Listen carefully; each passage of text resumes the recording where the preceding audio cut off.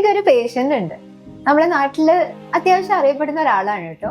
അവർക്കൊരു ദുശീലമുണ്ട്, വെറ്റില ചവയ്ക്കും.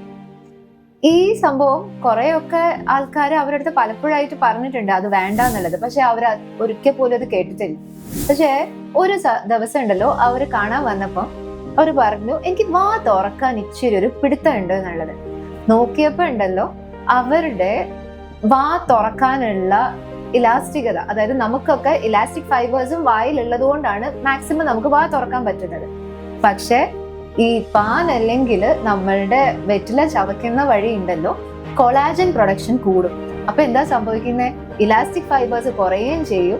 നല്ല ഫേം ആയിട്ടുള്ള ബാൻഡുകളാണ് വരാൻ പോകുന്നത്. മൗത്ത് ഓപ്പണിംഗ് കുറയും, വാ മര്യാദയ്ക്ക് തുറക്കാൻ പറ്റില്ല.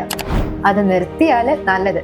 ഈ പേഷ്യന്റ് ഞാൻ പറഞ്ഞപ്പോഴത്തേക്കുണ്ടല്ലോ, ഭാഗ്യം കൊണ്ട് നിർത്താൻ സമ്മതിച്ചു, നിർത്തുകയും ചെയ്തു. അതിന്റെ റിസൾട്ട് നല്ല രീതിയിൽ അവർക്ക് കാണുകയും ചെയ്തു.